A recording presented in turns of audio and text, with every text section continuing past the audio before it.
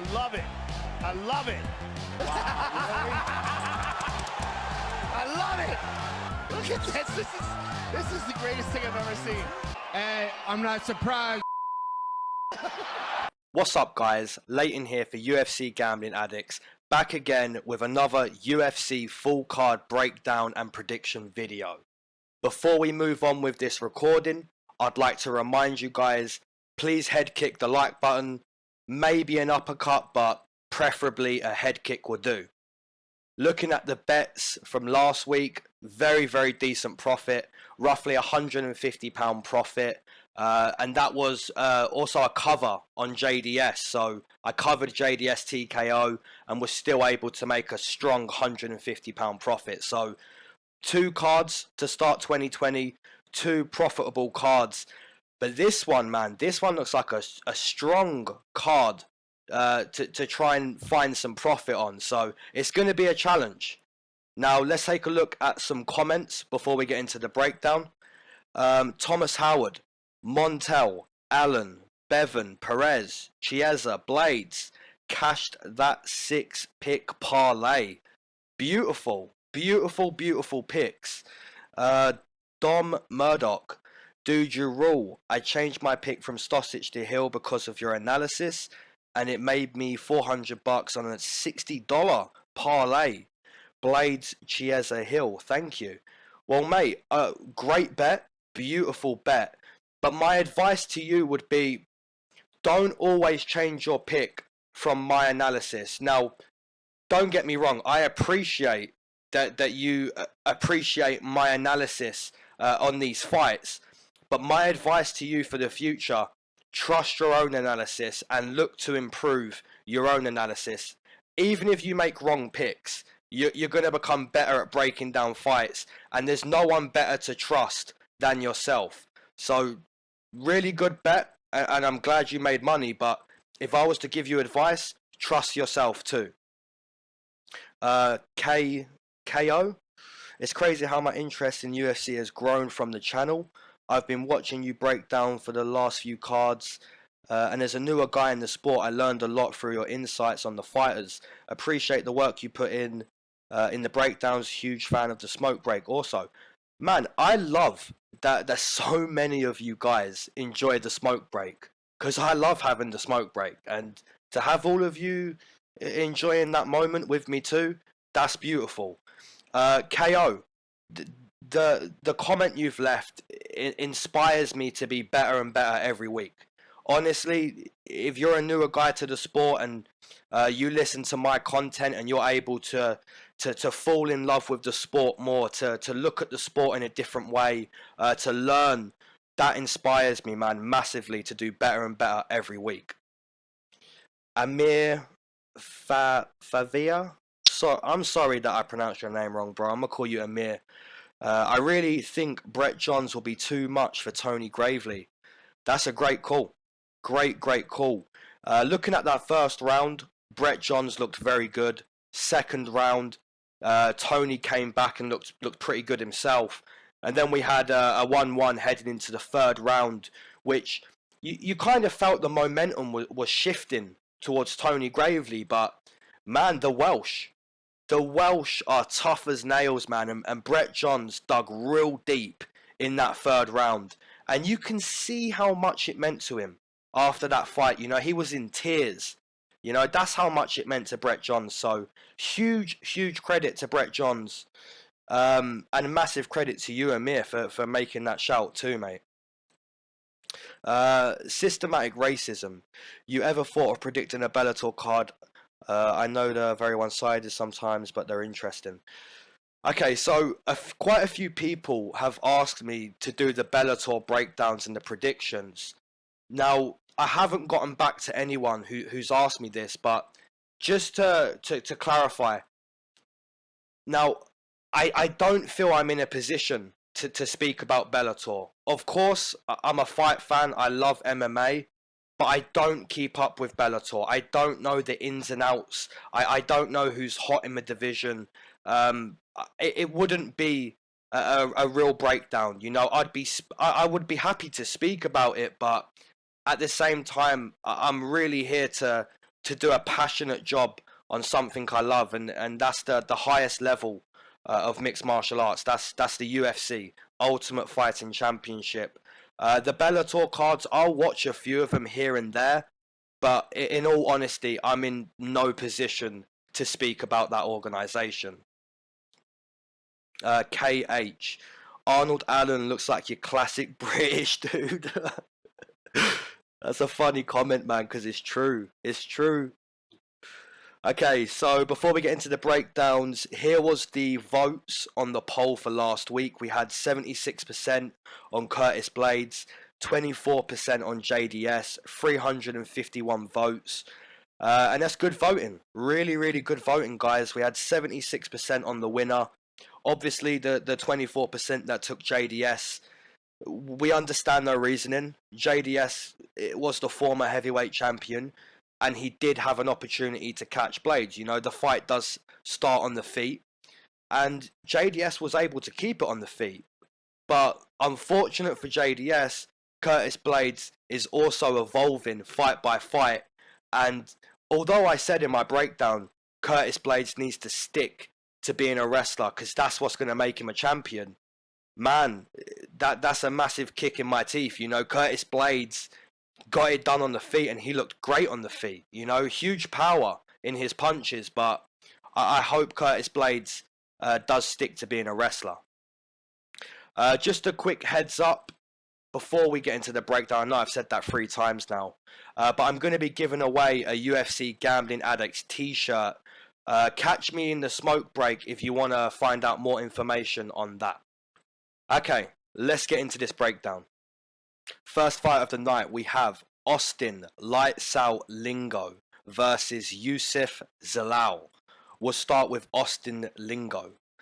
So Austin Lingo comes into this fight 7-0 as a pro, making his UFC debut. Training out of Fortis MMA. We know that camp. Pretty much all of us love that camp. Very, very good camp. And in all honesty, man, watching tape on this guy, I had a great time. I didn't know who this guy was prior to this matchup, but finding out about this guy, watching tape, learning about this guy, I had a great time because this guy is just pure entertaining. He's like the Mike Perry of the 145 division. He's simply looking to come forward and take your head off of your shoulders clean. You know, he doesn't really kick much.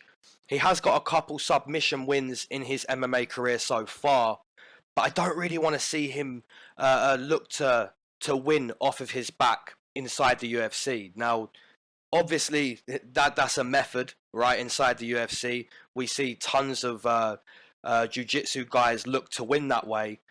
But if you're not a jiu-jitsu guy and you're looking to fight off of your back, you are losing rounds if you don't get that submission. So Austin Lingo, if he gets taken down, I want to see him get back to his feet. That's the only real weak point of his game that I've seen in these 7 professional fights. He has been taken down a few times in his fights, but for standing, coming forward, man, he's just looking to take your head clean off. Doesn't kick much, just a madman. Walks forward, take your shot to give a shot. That's the type of guy Austin Lingo is. And Fortis MMA is a great camp, clearly working on this guy, looking to make him a very good fighter. His opponent, Yusuf Zalal, comes into this fight 7 wins, 2 losses as a pro, making his UFC debut. This guy has 5 submission wins in his career so far. Looking back at his most recent performance, huge flying knee. Huge flying knee. If you guys haven't seen it, please check it out. It's so clean. It's like Masvidal clean. It's beautiful. Beautiful nasty. So yeah, taking a look at this matchup, trying to figure out the styles of this matchup. It's clear to see Yusuf Zalal is the more composed fighter. He is more patient in there, not really looking to try and take your head off with every single strike. You know, he's looking to be more measured, more patient, looks to dictate the movement inside the octagon. Now, Austin Lingo also looks to dictate the movement inside the octagon, but he does it in a much different fashion. He does it with, you know, I'm going to come forward, I'm going to force you to fight, I'm going to force you to make your own space, because I'm going to take away your space. It's for you to figure out how to get space again. That's the type of fighter Austin Lingo is. So two very different fighters. It's a tough pick to make to start the card. But I'm going to stick with Fortis MMA on this one. I like the look of Austin Lingo. He's a killer. He has power in his hands. And if he can just look to be the guy coming forward, keep Zalal on the back foot, I think he can have success. So for those reasons, I'm going to take Austin Lingo. And I'm going to take Austin Lingo via TKO in round number 2. And the odds on that first fight of the night, we have Austin Lingo coming in at -240, -230. Yusuf Zalal coming back +180, +190. Now, I do feel Austin Lingo is maybe a little bit overpriced there. Just a little. I would favour him as the favourite, but -240, little bit. Just a little bit overpriced. -170, -180 seems to be what I feel this matchup is. Because both of these guys arguably having the biggest test of their career so far. Zalal is a composed fighter and Lingo is a madman. So both of these guys have a tough test in their debut against each other. -240, a little bit deep. But I'm probably going to play Austin Lingo at least once in a parlay. Okay, moving on into the second fight of the night, we have Andre Ewell versus Jonathan Dragon Martinez. And we'll start with Andre Ewell. So Andre Ewell comes into this fight 2 wins, 2 losses inside the UFC. Primarily a striker inside the octagon. Had a very, very good debut against a former champion in Renan Barão. Now, I know most of you are like, you know, it's not going to take much to beat Renan Barão this day and age. But at the same time, debuting against him, it's no walk in the park. So huge credit to Andre Ewell for that debut performance. Very, very good performance. Came unstuck against Nathaniel Wood and Marlon Vera, which is completely understandable. Nathaniel Wood is a very good grappler. Marlon Vera also a very good grappler, but a nasty guy on the feet. So understandable losses for Andre Ewell. You could say both of those losses basically came to grappling, you know? The opponent, Jonathan Martinez, comes into this fight 2 wins, 1 loss inside the UFC. Had a very, very impressive performance in his last fight against Pingwan Liu. Huge stepping knee finish in the 3rd round. Really, really impressive. So taking a look at this matchup, once again I feel we're faced with a tough decision to make. I appreciate both of these guys are primarily strikers. I would say Jonathan Martinez is the much tougher guy in there. I feel Andre Ewell can't take the same type of shot that Jonathan Martinez can take. But Andre Ewell does have an advantage when it comes to physicality. He is going to be taller and longer in this fight. And we have seen him have those moments on the feet. You saw that popping jab against Renan Barão from the 2nd round and in the 3rd round. And then you look at Andre Ewell against that Brazilian guy. I forgot his name now. I know a few of you are shouting his name. But once again, on the feet, man, Andre Ewell, if he can work his space, look to dictate the movement and strike freely, Andre Ewell is a good guy on the feet. Only when he gets grappled and the fight gets a little bit dirty does he seem to crumble. So, very tough pick to make because Jonathan Martinez really impressed me in his last performance. But I feel I'm going to have to stick with Andre Ewell.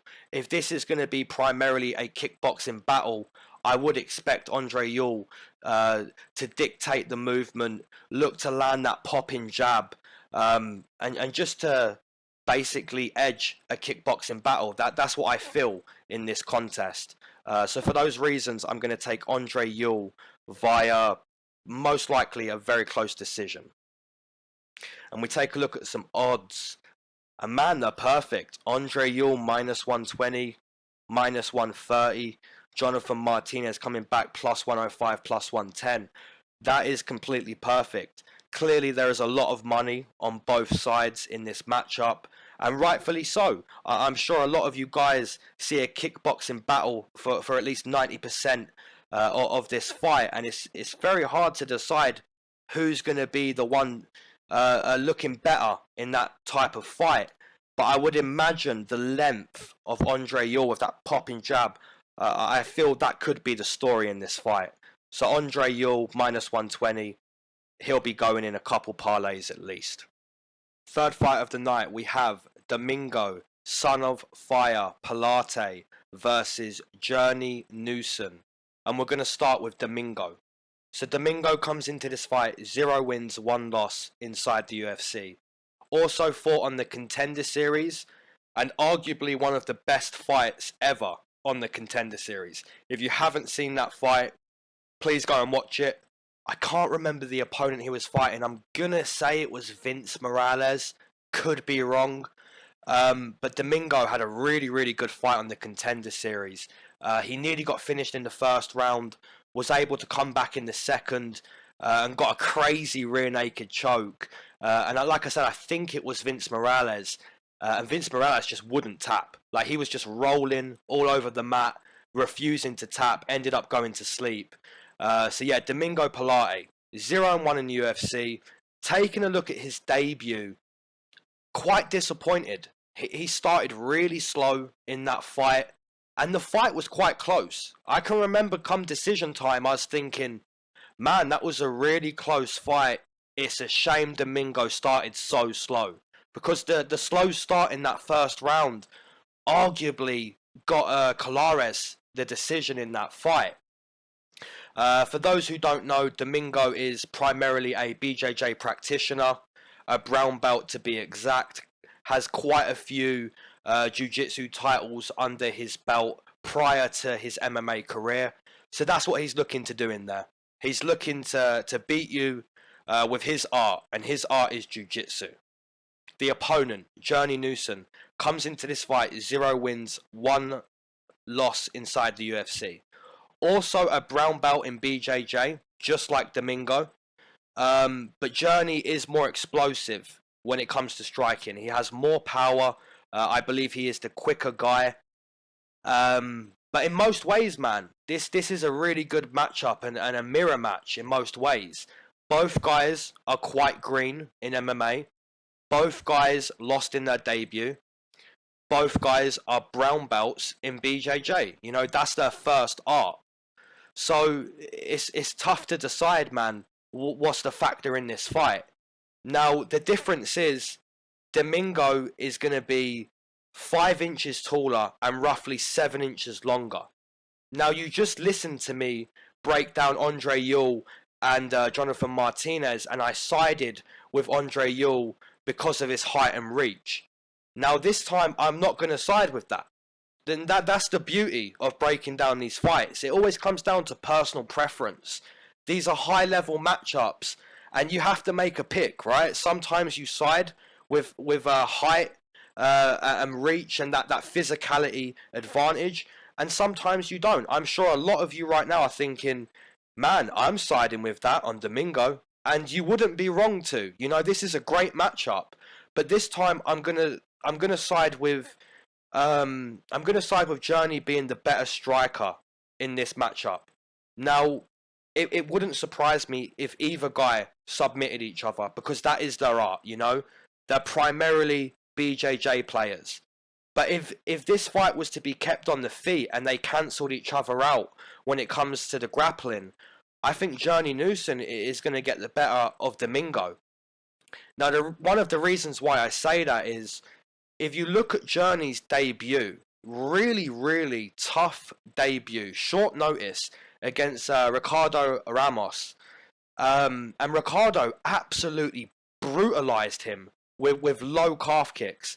And when you get beat like that, you become a better fighter. You know, you really do. And I think maybe that could be the game plan here from Journey Newson in this fight. Domingo has those long, skinny chicken legs.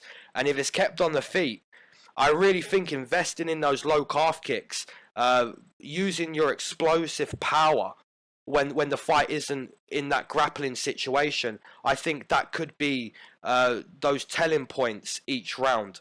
So for those reasons, I'm going to side with Journey Newson via decision.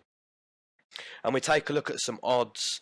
And this will be my first underdog on the card. We have Journey Newson coming in at plus 115, plus 120. Domingo Pilarte, minus 135, minus 140. And I really can't argue with those odds because Domingo has got the physicality advantage in this fight. So maybe he's able to bully Journey Newson in the clinch. But I just feel, you know, both guys are grapplers. And if they cancel each other out and it is left to play out on the feet, Journey Newson, that explosive power, the speed, and hopefully the investment of the low calf kick, I think that could be a telling point in this fight. So for those reasons, plus 120, I'm going to take a shot on Journey Newson. Fourth fight of the night, we have Miles Chapo Johns versus Mario Bautista. We'll start with Miles Johns. So Miles comes into this fight 1 win, 0 losses inside the UFC. Another guy training out of Fortis MMA. And I really like what I've seen from Miles Johns. I liked what I saw on the Contender Series against, I believe, Santiago, Richie Santiago, I believe. Just basically takedown after takedown after takedown. Even when Miles had him hurt on the feet, takedown. Which is a little bit frustrating when you think about it. You know, you have someone hurt in the octagon, you're thinking, this is the time to kill. And then you see a takedown. So it can be quite frustrating to watch that when you're sat at home. But being the guy doing that, that takes a real level of discipline. You know, he isn't deviating from his game plan. The game plan before the fight started was to take him down and maul him. And if he gets back up, we're going to take him down again. We're going to be relentless with our wrestling. And that's what Miles Johns is looking to do inside the octagon. I can remember even saying this on the Contender Series breakdown. If he has you hurt, he looks to take you down. He is always looking to take you down. He uses you up against the fence. He's just looking to bully you in there. And he isn't the biggest guy. And you saw that from the debut, right? You saw him fight Cole Smith. And Cole Smith looked really good in that first round. Miles Johns, just like Domingo Pilarte, started very slow in that first round. But the cornering of Fortis, it is really legit. And Miles was able to come back in that second and third round and get a good win, a good performance under his belt in his debut. Now the opponent, Mario Bautista, comes into this fight 1 win, 1 loss inside the UFC. Training out of MMA Lab, had a really, really tough debut against Corey Sandhagen. And man, Corey Sandhagen is one of my favourite fighters, so absolutely no shame there, in my opinion. Corey is great. An amazing performance and finish, by the way, from Corey in that one.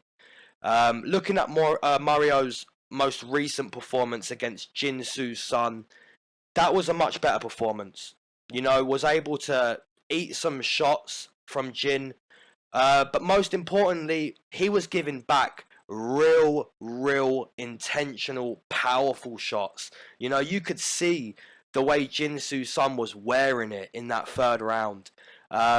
Yeah, Mario Bautista really looking to improve from that disappointing debut against Corey. And my God, man, he did it. And Jin Soo's son debuted against Peter Yan and looked like a robot, taking some of those shots from Peter Yan.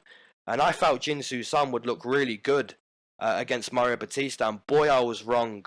Mario Bautista, he has potential, man. Because rewatching that fight, I love his stance switching. I love the variety of kicks.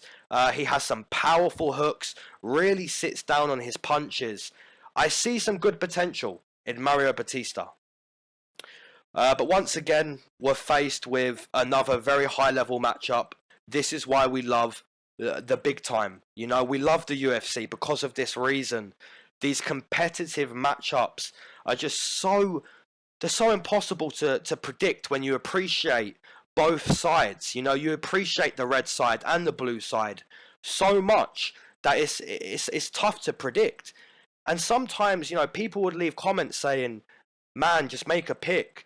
Like, and I'm always making picks, right? I don't know who these people are or what they're listening to, but I have so much appreciation for like, you know, 99% of these fighters who step inside the octagon, that pretty much every fight is impossible to predict, but I'm going to try anyway.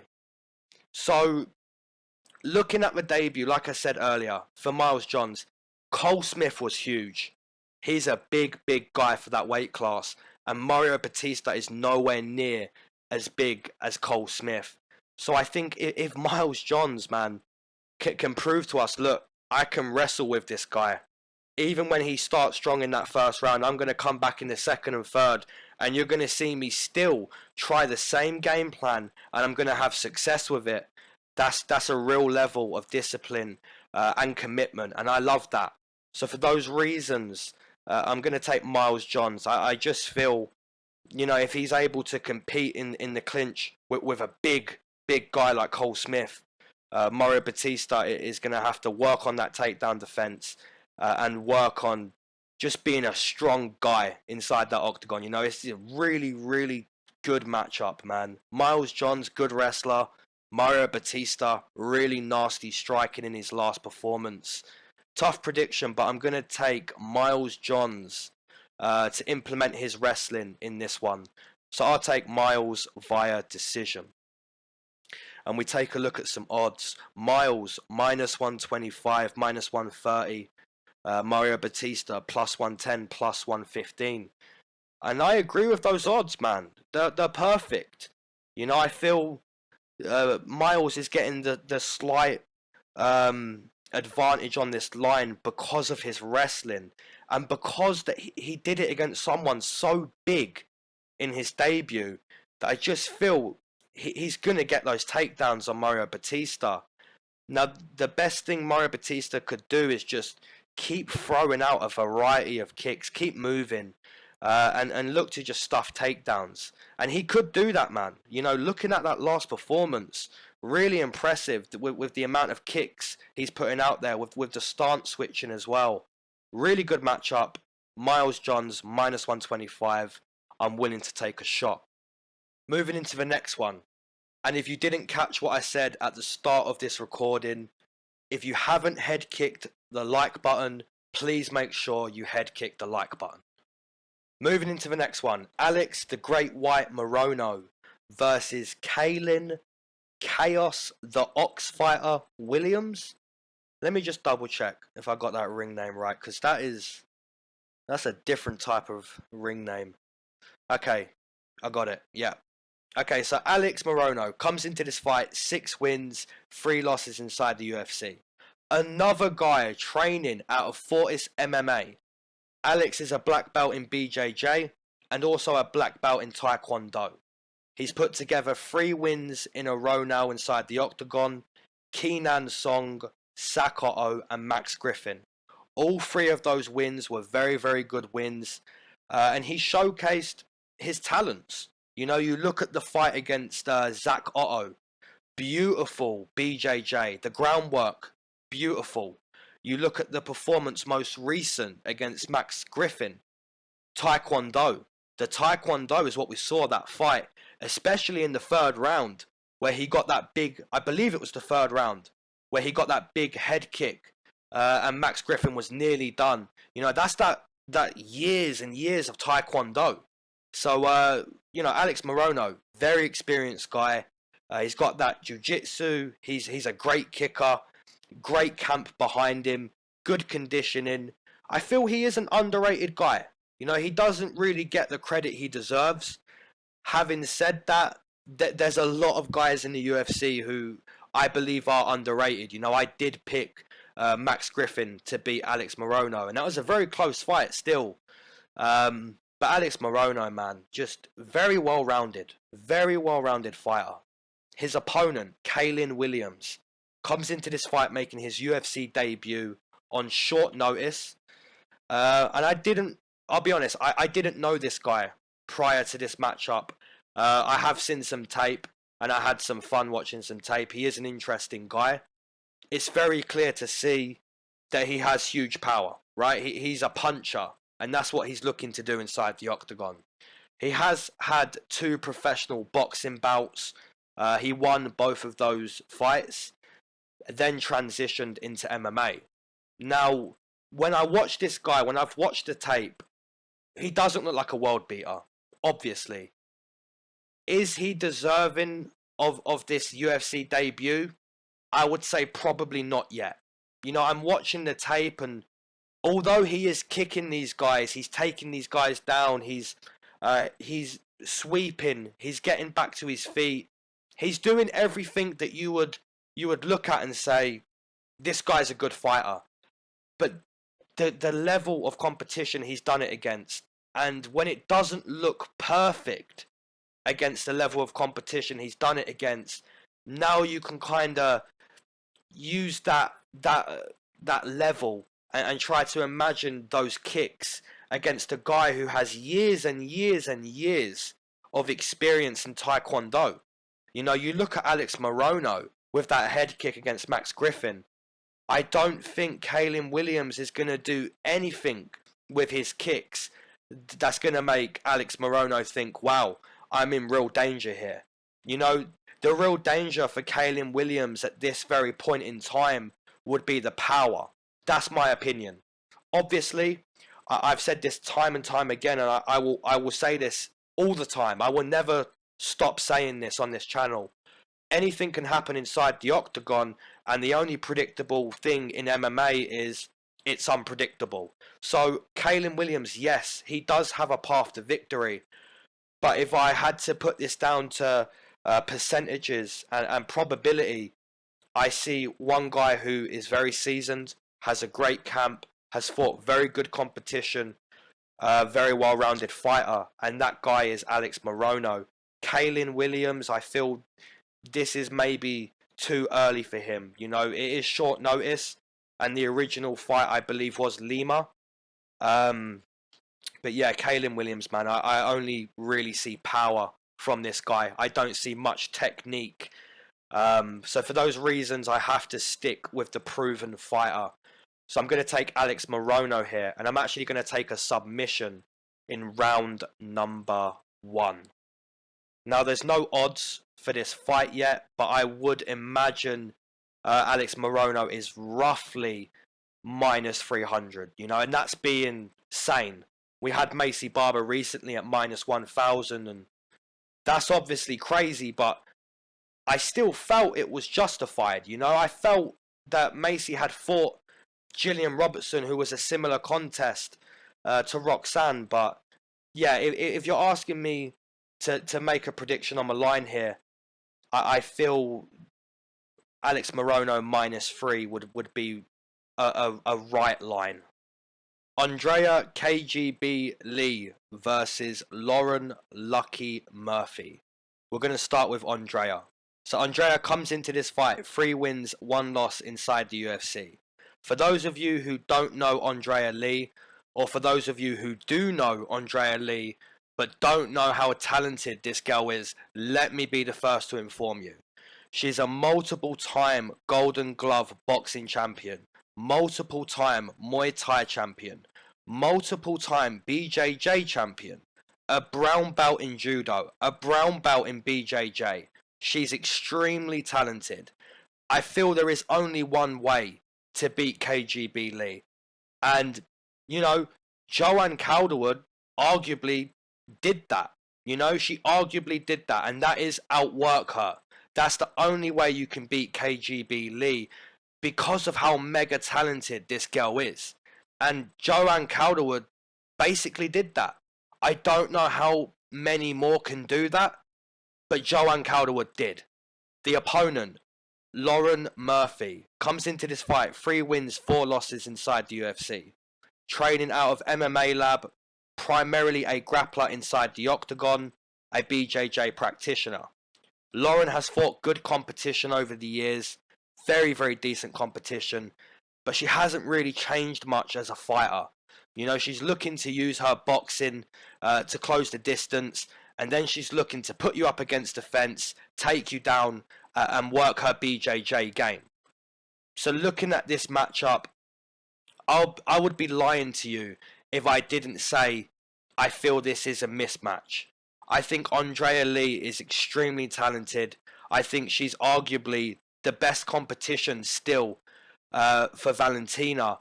And I just don't see a way that Lauren Murphy wins this fight. Now, if you said to me, well, tell us how Lauren Murphy does. You know, if you had to make a case for Lauren Murphy, it would be somehow she gets takedown after takedown. Maybe even finds a submission if she can find the back of Andrea Lee. Or maybe she uses that ring name of hers, Lucky, and she can step in with a knee like she did against Mara Borriella, or find a lucky punch. But for the most part, I really think Andrea Lee is going to dominate this fight. I would expect her to win pretty much everywhere this fight can go. You know, Andrea Lee is physically strong. She has great jiu-jitsu. She's a very good kickboxer. Her output is very good. She's unorthodox. She mixes it up. Good movement. You know, I just don't really see a way for Lauren Murphy in this fight. If she can prove me wrong, credit to her. As always, credit to anyone who proves me wrong on this channel when stepping foot inside the octagon. Also credit to everyone who proves me right as well. So it goes both ways. But I'm going to stick with Andrea Lee in this one, and I'm going to take her to get I'm actually going to take her to get a finish. So I'm going to take Andrea Lee via TKO in round number 2. And we take a look at some odds. Andrea Lee minus 350, minus 360. Lauren Murphy returning plus 270, plus 280. And, you know, the breakdown I just gave, there's no way I can really argue with it. I would say that is pretty much how I feel about this fight. I would expect Andrea Lee to dominate anywhere this fight goes. Minus 340, maybe 2 parlays, because I am fairly confident in Andrea Lee. The price is a little heavy, but I can't argue with it too much. Moving into the last fight on the prelims, we have Trevin, the Problem, Giles versus Antonio Arroyo. And we're going to start with Trevin Giles. So Trevin comes into this fight, 2 wins, 2 losses inside the UFC. He was 2-0, had a 1.5 year layoff. Since coming back, he's had 2 fights and lost both of those fights via guillotine choke. Zach Cummins was able to hurt him, I believe, in the 3rd round, and then sink in that choke. Against GM3, I felt Trevin made a few questionable decisions that led to the submission in that fight. Now, the opponent, Antonio Arroyo, comes into this fight 0-1 inside the UFC. Fought a very tough Brazilian BJJ player in his debut. And, you know, his conditioning was a real factor in that debut. Just got very tired grappling very quickly and just looked exhausted, you know, exhausted in that debut. And you learn from those moments, you know. Pretty much every fighter, like 95 to 99.9% of fighters experience fatigue. They experienced exhaustion. You know, if you don't experience that, you're not going to become a better fighter. Now, of course, fatigue and slowing down more than usual is a case for some fighters, and it stays a case. But most of the time, when you're starting your career, you're going to get exhausted early. You're going to have those moments, and you become better from those moments. Now, obviously, I'm not in Antonio Arroyo's camp. I'm not a training partner, so I don't know for sure if his conditioning has got better, but I would have to assume that it has gotten better. really interesting matchup because both of these guys have recently lost. You know, Trevin had that year and a half off, came back, he's lost 2 fights. Arroyo, he looked very good on the Contender Series, was even able to get that fight done via submission. His body kicks, Arroyo's body kicks, man, really powerful. I really like his body kicks. And I would want that to be a factor in this fight. He has to look to be a strong kicker in this fight. Trevin Giles, he has good top control on the mat. His ground game has been exposed in those 2 fights recently, but I doubt it's going to be exposed here. If Arroyo subs Trevin Giles, I'd be quite shocked. So I don't really see either guy having an advantage on the mat. Trevin Giles maybe would look for a takedown in that first round. But for the most part, man, I see this contest being played out on the feet. And it's still a hard one to predict because Trevin Giles can crack. He can really crack. He has strong power. But Arroyo looks like a good guy for the middleweight division. You know, he's strong, powerful body kicks, really explosive. So really, really tough fight to predict. But I'm going to side with the Brazilian. I just feel that debut, he's going to be a better fighter from the debut. You know, experienced, real fatigue, real exhaustion. And when that happens, you know, you're looking to get back in there and redo a wrong, you know, and I feel we're going to get that from Antonio Arroyo. But at the same time, Trevin Giles can crack. He's got 2 losses recently from coming back, and he's looking to get a win as well. So, man, this is a really tough fight to predict, but I'm going to stick with the Brazilian. I just think he's more of a middleweight, in my opinion, than Trevin Giles. So I'm going to take Antonio Arroyo via decision. And we're going to take a look at some odds in this contest. We have plus 110, plus 115 for Arroyo. Trevin Giles minus 130, minus 140. It's an interesting line. I can't really picture why Trevin is the favourite. Maybe it's the conditioning. Maybe some people feel Arroyo isn't going to look too different from the debut. Maybe Trevin has a grappling advantage that I haven't spotted. But for the most part, man, I see a really close battle. And I believe Antonio Arroyo is my second underdog of the night. And at plus 115, I'm willing to take a shot. So that's all of the prelims broken down and predictions made for. As always, leave your comments down in the comment section who you're taking, even on the undercard, you know, the early prelims, the standard prelims. Make sure you're engaging with all of these fights too. We're going to do a quick smoke break before we get into the main card. So, as always, spark up if you haven't, but I know 95% of you have already sparked up.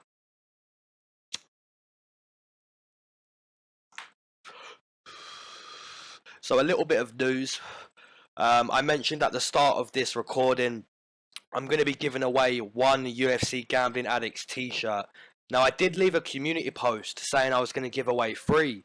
But I didn't know how expensive these t-shirts were going to be to make. Like, seriously, man, you'd think I'm making, like, Ralph Lauren designs.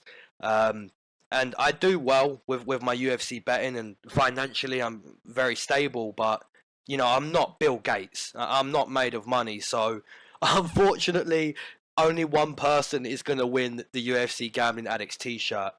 And also, it's going to be a large. So if you're around a large, you know, then it looks like you meet the requirements for this giveaway. You know, it's not your standard YouTube giveaway, like your PewDiePies with your millions of subs.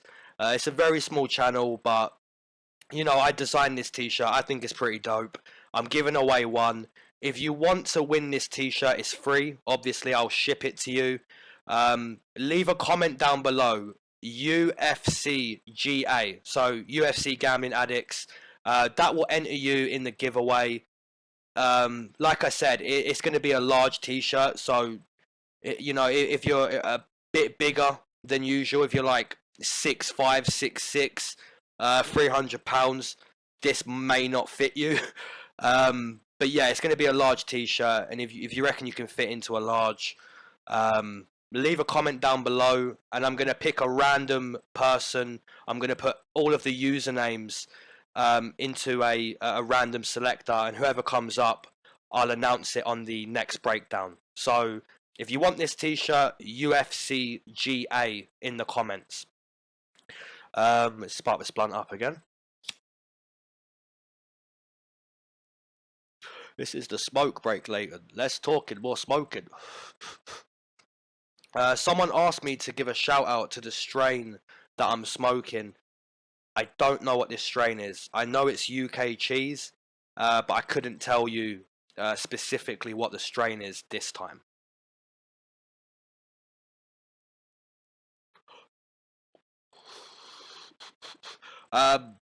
Just a heads up before we move on into the main card. I've recently purchased tickets for UFC London, so any of my European or my UK brothers, if you're going to be going to that card, let me know closer to the time. We'll have a pint before the fights. Okay, let's get into this main card. Moving into the first fight on this card. And for anyone entering that UFC Gambling Addicts t-shirt giveaway, I didn't mention about being subscribed and liking the video. But, you know, we're not savages and animals in this MMA community. We're morally correct, you know what's up. So the first fight on this card, the main card, we have Derek the Black Beast Lewis versus Ilir the Sledgehammer Latifi.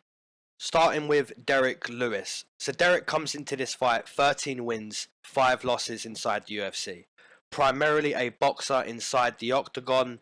For some reason, Derek Lewis still loves to throw those high kicks. Never lands on the opponent, never takes an effect on the opponent. Doesn't do his back any good. Doesn't do him any good inside the octagon.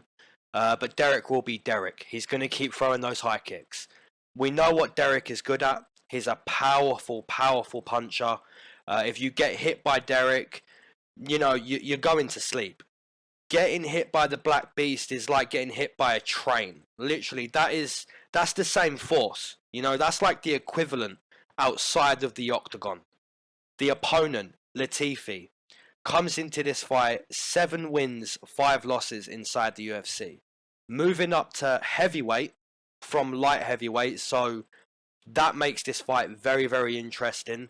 Stylistically, you know, it's a strange one to figure out in your head, because Latifi, primarily a wrestler, and he can crack really, really hard. Just like Derek Lewis, Latifi can generate real power. Having said that, that real power we see at 205. We haven't seen it at heavyweight. So it's going to be very interesting to see how Latifi looks stepping up to fight a guy who is much bigger than what he's used to fighting. And he's going to be receiving shots that are way more powerful than what he's used to receiving. Looking at Latifi's last fight, completely destroyed by Volkan Ozdemir. Volkan looked great in that fight. Really had a chip on his shoulder, trying to prove to people, you know, I've had some losses. I got to the top of the division, but I'm a real contender. And man, Latifi was the guy who was receiving that punishment. You know, those hooks to the finish were really, really nasty. Now, if Latifi can't take a shot from Volkan Ozdemir, he isn't going to be able to take a shot from Derek Lewis. Volkan Ozdemir is a minibus. Derek Lewis is a train. That's the difference in power that these two guys generate. Now, stylistically, this is a fun matchup, because now we have to think about, well, how does Latifi win this fight? So already we can imagine Latifi is going to be the quicker guy inside the octagon. He is going to be able to move much better than a heavyweight, because he naturally isn't a heavyweight. So he's going to be a light heavyweight who is bloated fighting at heavyweight, and that will be quicker, more agile, and be able to move more than Derek Lewis inside the octagon.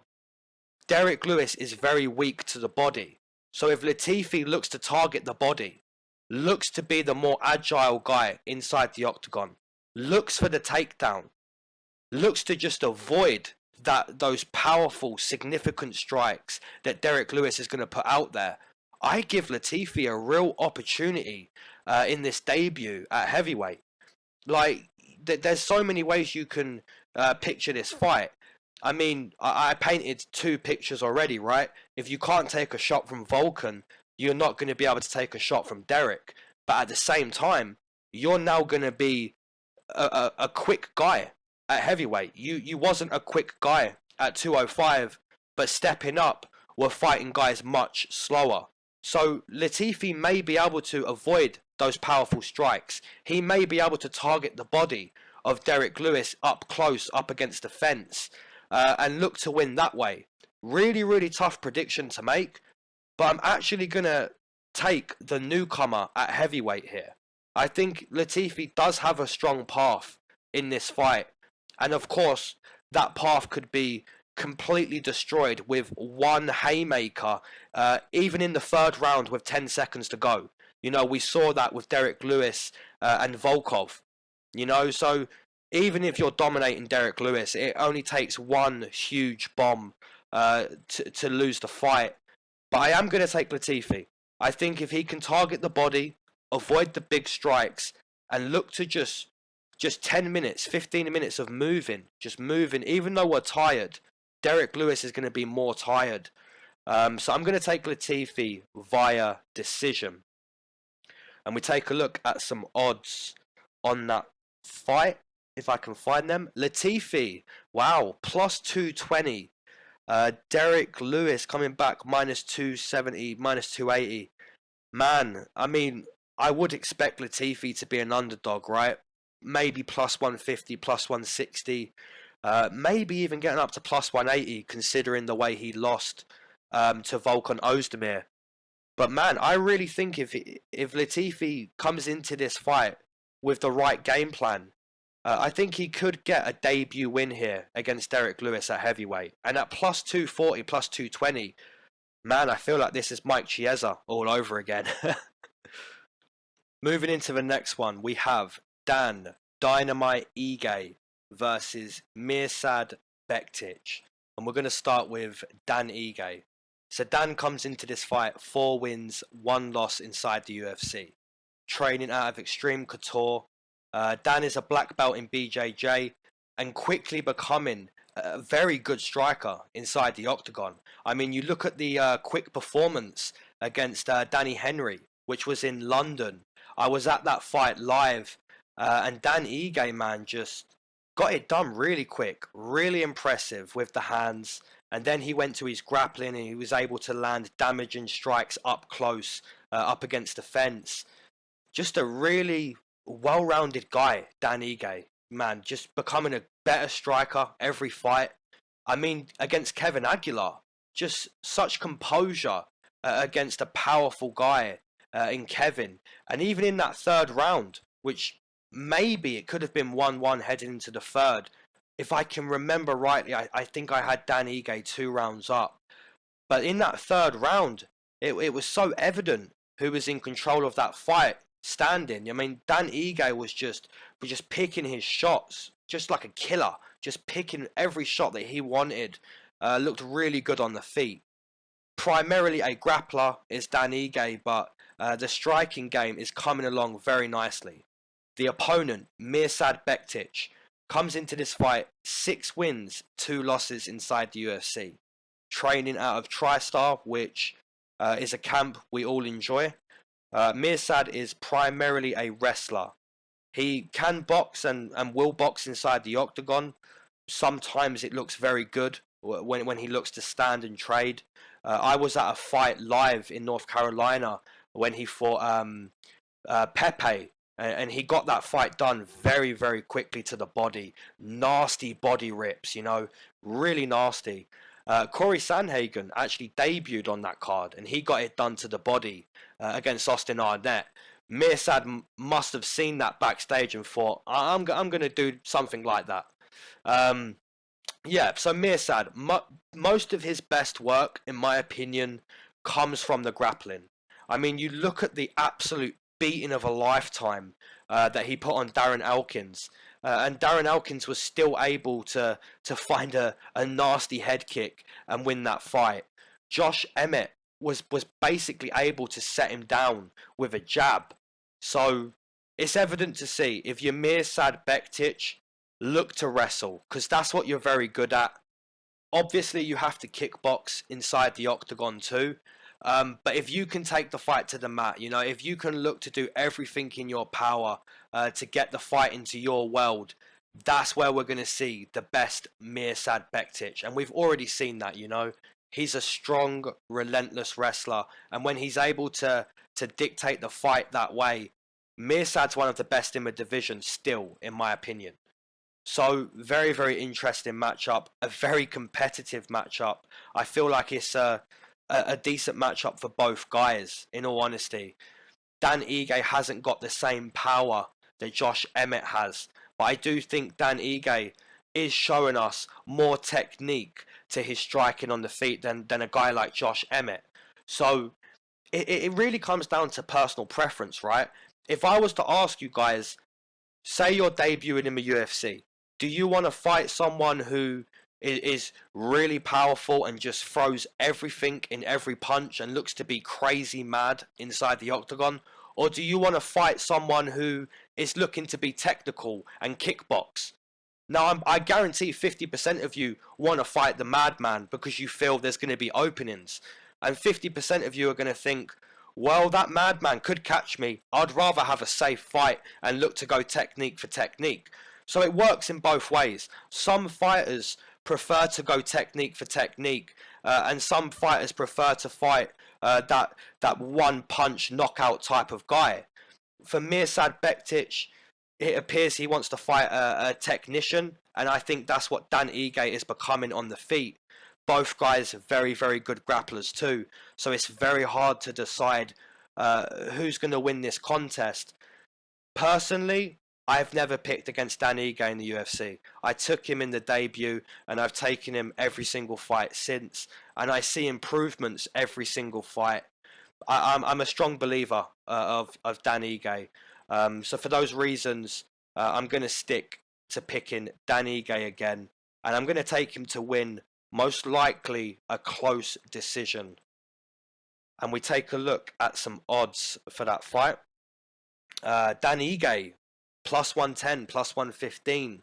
Mirsad Bektic, minus 140, minus 135. And you can't argue. You can't argue with those odds. Both guys are good grapplers. Dan Ige is more jiu-jitsu orientated, where Bektic is more wrestling orientated. To pick who's better on the feet is, you know, that's really a 50-50. You look at Bektic against Pepe, beautiful, but then you see him get set down by a jab, and you look at the way Dan Ige is picking apart Kevin Aguilar in that third round. Man, it becomes very interesting inside your own head thinking about this fight. But I like Dan Ige, man. I like the evolution of his game. I'm a strong believer in him. So to see him plus 110, plus 115, I'm still willing to take a shot there. Moving into the next one, we have Justin Badman Tafa versus Juan the Kraken Adams. And we're going to start with Justin Tafa. So Justin comes into this fight 0 wins, 1 loss inside the UFC. The Mark Hunt prodigy. Literally, this guy lives by the sword, dies by the sword. Unfortunately, it was to die by the sword in the debut, and I highly doubt that's going to change the way this guy fights inside the UFC. This guy resembles Mark Hunt. You know, he's a training partner of Mark Hunt. He's walked out with him for UFC fights before. He's visualized it many times before his debut. And I really doubt that TKO loss is going to change the way Justin Tafa fights. This guy is the next Mark Hunt. He lives by the sword. He dies by the sword. He's looking to take your head clean off your shoulders. Whether you beat him to the punch or not, that's his game plan. The opponent, Juan the Kraken Adams, comes into this fight 1 win, 2 losses inside the UFC. Quite a green fighter, just like Justin Tafa. Looking at Juan Adams' UFC career so far, the debut, in my opinion, was very impressive. The stiff jab down the middle, it caught my eye. You know, it looked like Juan Adams was very good at using his length, his reach, his physicality in that debut. So, yeah, a few of those straight jabs down the middle, the stiff ones, really impressive. Then he fought Arhan Bulla, very close contest. Could have really gone either way. Bulla had a couple takedowns here and there, but Juan Adams was able to keep that fight standing for quite a few minutes here and there. Then he most recently fought Greg Hardy, where we were very split on that fight. A lot of you guys said Juan Adams does have the wrestling advantage in this contest. I didn't feel that way. I know a lot of you guys took Greg Hardy in that one too. So yeah, taking a look at this fight, Justin Tafa versus Juan Adams. Once again, man, it's an interesting one to imagine in your head, because both guys are pretty new still in their MMA career. We know Justin Tafa is looking to be the prodigy of Mark Hunt. We know what that means. We know what that style is. We know how he's going to go in there and approach this fight. Now, Juan Adams, that's what we have to decide here. Is Juan Adams going to use that straight, stiff jab down the middle the way he did in his debut? Or is Juan Adams going to try and, you know, rush Justin Tafa the way he did Greg Hardy? One thing that has helped me decide in this fight, though, is I don't feel like Justin Tafa is athletically as gifted as Greg Hardy. Now, that doesn't mean to say Justin Tafa can't, you know, produce something that Mark Hunt would do in this fight. You know, he's going to try and take Juan Adams' head clear off of his shoulders. But Juan Adams, I believe, has a 5-inch height advantage and roughly 7 inches of length over Justin Tafa. Now, if he can use that straight jab down the middle, I think he can potentially beat Justin Tafa to that knockout punch. You know, the 1-2 could be complete money against Justin Tafa, especially on the back foot too. We saw the way Yorgan De Castro beat Justin Tafa to that punch on the back foot. It was beautiful, completely deaded Justin Tafa. This is a heavyweight fight, so once again, absolutely anything happens here. Justin Tafa could take his head off. Juan Adams could do the same. I'm sure we're going to be split on this fight. I will say I've nailed all 3 of Juan Adams' fights so far in the UFC. Maybe now it is the time for me to get one wrong, but I'm feeling confident and I'm going to stick with Juan Adams. I feel like that reach and that height could be a real factor in this heavyweight contest. So for those reasons, I'm going to take Juan Adams via TKO in round number 1. Taking a look at some odds in that fight, we have Juan Adams minus 220, minus 230, which is a very, very deep line. Justin Tafa coming back plus 180, plus 190. Man, I wouldn't price Juan Adams that deep. Maybe minus 160, minus 170 is what I feel for Juan Adams. Minus 230, it's a little off, man, because how do you know what Juan Adams is going to turn up? Is it going to be the composed guy who's looking to use that size advantage, you know, that reach advantage? Or is it going to be the emotional guy who tried to rush Greg Hardy and it completely backfired? You know, we don't know how Juan Adams is going to turn up after that TKO loss to Greg Hardy. I would imagine there's not as much emotion going into this fight. Adams and Greg had some beef prior to that fight, so maybe that's why Adams came out in the fashion that he did. But looking at this one, man, I think if he fights smart, uses that length, uses the stiff jab down the middle, I think he could return with a TKO win here. So minus 220 on Adams, maybe one or two parlays, but it is a little deep for me. Moving into the co-main event, we have Valentina Bullet Shevchenko versus Caitlin Blonde Fighter Chookagian. And we're going to start with the champion, Valentina. So Valentina comes into this fight 7 wins, 2 losses inside the UFC. Arguably one of the best female fighters to ever grace the octagon. And just like Andrea Lee, man, Valentina is mega talented.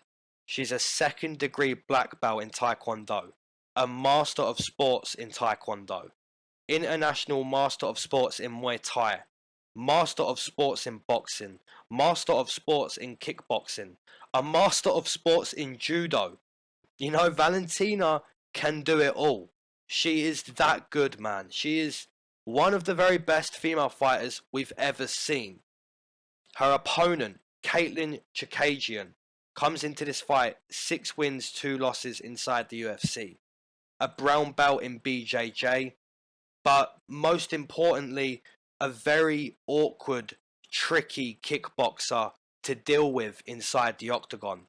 Pretty much all of Caitlin's fights look the same, and that's because she's a puzzle. No one can really figure out the puzzle of Caitlin. You know, she's long, she moves very, very well in that karate style. You know, she reminds me of Stephen Thompson, but the female version, constantly throwing a kick after kick after kick. She's so tricky to deal with. You know, that kick is just like a jab, just like Stephen Thompson. The kick is the jab, and then she'll start throwing actual jabs. You know, she's a very tricky fighter to deal with. Now, if anyone's going to solve the puzzle, it's going to be the real puzzle, you know, because the real puzzle is Valentina. And if anyone can stand across the octagon from Caitlin and watch her movement, watch her kicks, and figure that out, it's going to be Valentina. So, yeah, I'm not really painting much of a path for Caitlin. If she can get it done, huge credit to her, because only one girl has beaten Valentina, and she beat her twice. So going off of what we know, to beat Valentina, you have to be a very powerful puncher and physically strong. Caitlin isn't a powerful puncher, and you know, although she has that jiu-jitsu orientated background, I don't see much physical strength within her. So to say it is going to be a kind of a similar style to Valentina that beats her, I don't really see it. Like I said, if Caitlin can prove me wrong, massive credit as always. But I think Valentina is the real puzzle to beat, not Caitlin Chookagian. So for those reasons, man, I have to stick with Valentina. She's arguably one of the best fighters to ever grace the octagon. And I think she will dominate this fight and defend her title. So I'm going to take Valentina via a very dominant 25-minute decision. And we take a look at some odds. They're absolutely insane. There was no doubt about it. Valentina, she's that Macy Barber price, minus 1,000. Caitlin coming back, +6, +7. Now, Caitlin, she does believe in herself. You know, I have seen a few interviews with her recently, and she does believe she's going to be the girl to do it. So you have to give her credit there. You know, she's not going to go in there and accept defeat. She's going to look to circle. She's going to look to fire a lot of kicks, and she's going to try and be that girl to take the title. But, man, how do you go against Valentina? I mean, just, you listen to me list off her credentials in this fight game, man. She's nothing short of excellent. I just don't see it happening for Caitlin. So, yeah, obviously no play on Valentina on those lines. But I will enjoy watching that fight as a fan and appreciating the efforts that I'm watching. But yeah, the pick is going to be Valentina. Main event time. John Bones Jones versus Dominic the Devastator Reyes. And we're going to start with the champion, John Jones. So John comes into this fight 20 wins, 1 no contest, 0 losses inside the UFC, which is his real record in my opinion. If you want to count the Daniel Cormier's second fight, he would be 21-0 inside the UFC, 26-0 over his whole career. John Jones, primarily a wrestler, a very, very good wrestler. However, John has proven to become one of the best strikers we've ever seen. He is a master at striking with anyone. His kicking from the southpaw stance is extremely dangerous. He has a wide variety of kicks that he can constantly switch up that keeps you guessing. And when you fall into that trap of guessing with John Jones, you're in a John Jones fight and you're going to lose. John Jones has devastating elbows, great pressure up against the fence. He's a nasty fighter up against the fence. He uses that, I believe, 84-inch reach very well. He loves to put that hand out and touch your lead hand. That's how he's able to control that fight and control the range so well. John Jones is one of the very best at adapting. I've watched so much tape of John Jones in the last few days that every single time we see this guy, it's a different version of himself, and that's why it's so hard to beat this guy. Against Gus, the second time around, John Jones fought most of that fight in the conventional stance.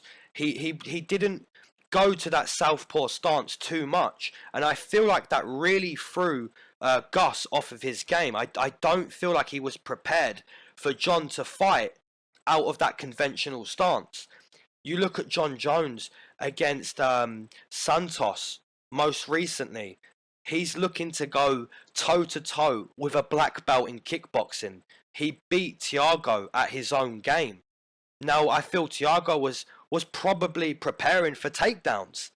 You know, John Jones is always a step ahead of you, and that's why he's able to beat all of these guys. The opponent, Dominic Reyes, comes into this fight 6-0 inside the UFC. A kickboxer and a wrestler inside the UFC. Dominic Reyes, in my opinion, has been nothing short of excellent so far in his UFC career. Even in that fight against Volkan Ozdemir. Now, if you were to ask me, did Reyes win that fight against Ozdemir? If you was to ask me this about 2 weeks ago, 3 weeks ago, I would have said, I felt Volkan won that fight. I was at that fight live. And since watching it back 3 or 4 times, I can see so much intelligence from Dominic Reyes. And I feel like I have to inform you with what I'm on about, because a lot of people feel Volkan won that fight. And don't get me wrong, after I say this, you may still have that opinion, and that's completely fine. All we have is opinions, right? But let me give you my mindset, because I used to think that Volkan won that fight. So, Volkan Ozdemir popped onto the UFC scene. He's knocking guys out, and now he has the name No Time. Why does he have the name No Time? Because he's getting all of these fights done in no time. What does that mean? That means Volkan Ozdemir loves to box. He wants to box with you because he has a special deft touch in the glove. Now, what do you do to fight that guy? Ask yourself, what would John Jones do to fight that guy? John Jones would take away Volkan Ozdemir's boxing. And that's exactly what Dominic Reyes did. He forced Volkan Ozdemir to become a kicker in that game, in that fight. He made him grapple more than he wanted to. He took away the boxing threat of Volkan Ozdemir. And when you do that, you've basically taken away Volkan Ozdemir. I saw so much intelligence from Dominic Reyes in that fight when I look at it like that. So here's my thoughts regarding this main event. And before I get into these thoughts, I just want to say, I always give you guys my honest opinion on every single fight.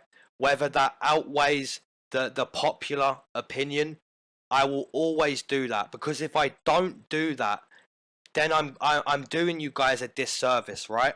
I'm not giving you guys the real content as to why you're here. I'm always going to give you my honest opinion, just my personal opinion of every fight. And by, some of you can probably tell right now, just the way I'm speaking, the way I'm going to go in this fight. And I'm not afraid to make unpopular decisions. Darren Till against Gastelum, it was unpopular. There's been many. Amanda Nunes against Cyborg, unpopular. But I will say this. I've never, ever, ever gone against Jon Jones. Both the DC fights, both the Gus fights, Thiago Santos, Smith, anyone you can think of, I've never, ever picked against Jon Jones. But I'm going to do it this time. This one time, for the first time, I'm going to pick against Jon Jones. And here's why. I'm a huge believer in law of attraction. We saw Conor McGregor do it. And then we saw it all over again with Israel Adesanya. I feel like Dominic Reyes could be the next guy to prove to us that law of attraction is a huge part of success. I see so many things in Dom Reyes that he's trying to be the same guy as Jon Jones. So let's look at it, right? He has that devastating left kick. Jon Jones, like I said, loves to devastate you with that left kick from the southpaw position. Dominic Reyes loves to do that. Dominic Reyes is a very good wrestler. So is Jon Jones. Dominic Reyes has very good takedown defense. Maybe Jon Jones doesn't want to exhaust his energy there with Dom. It's a very good matchup, and I really feel that this guy, Dominic Reyes, is going to be the best competitive matchup for Jon Jones since Daniel Cormier. You take a look at every guy Jon's beat, right? And you can take away little scripts from every fight. So even though Jon beat DC, what can we say for DC? What can we say he did good? DC was able to keep close to Jon. Now, he was eating kicks, but they weren't as dangerous and they weren't as devastating because he took away space. He was able to stay close to Jon. So we have to take that, right? Thiago Santos, he proved to us if you can start good in that first round against Jon, you can build on that. You have to take that as well. And now you can take inspiration from Gus. Gus was able to hit Jon with some big shots in that first fight. So, yes, of course, it's going to take a lot for one guy to put every bit of script together. But I just feel like Dom Reyes has dreamt this many times. Even before Dom Reyes fights, when he's getting introduced by Bruce Buffer, he puts his arms out and looks up into the air, just the way Jon Jones does. And I don't think this is a coincidence. I really believe in law of attraction, and I see it with Dom Reyes. You look at the way Dom came out against OSP. I really think that Dom was pretending it was Jon Jones in that octagon with him. Every step of the way, I see Dom Reyes making the right decisions. Against Weidman, he wants to strike. Against Volkan Ozdemir, he's looking to take away the boxing. I see intelligence with this guy, and I really believe that Dom Reyes could be the first guy to beat Jon Jones. I've never picked against Jon. This is going to be the first time. Whether I'm right or wrong, I'm always going to give you guys my opinion, whether it outweighs popularity or not.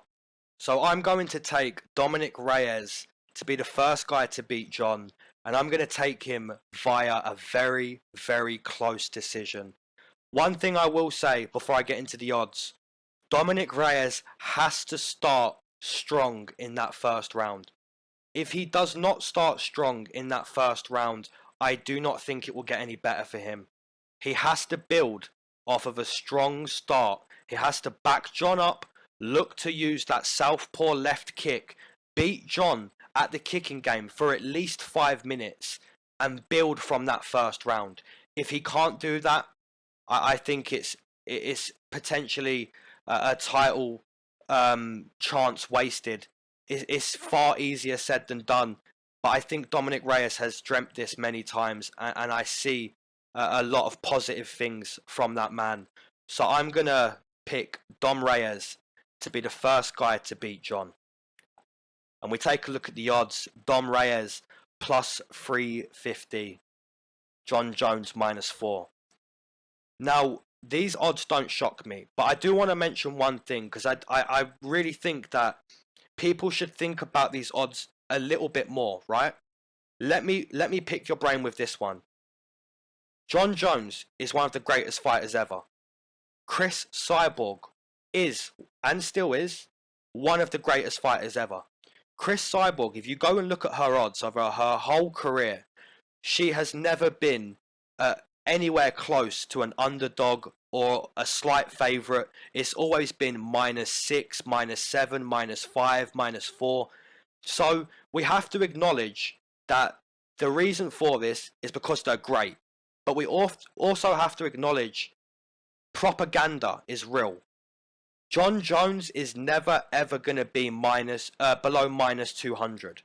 So realistically, if we take that into consideration, maybe the real price here for John Jones is actually -250 and not -450. Propaganda is always going to play a line in a great's line, and John Jones is a great. So -450, in my opinion, here is -250. And just like Cyborg, I believe she was around -3 against Amanda Nunes. I saw that as a pick'em because of the propaganda that Cyborg is always going to be -2 and more. So I automatically take away that -2 to try and find the real line. And I think that is the real line. When I picture this fight, John Jones -250 sounds right. -450 doesn't. As always, guys, leave down your comments who you're taking, main event, co-main event, all that good stuff. I want to engage with you guys in the comments. As always, catch you on the next one. Peace.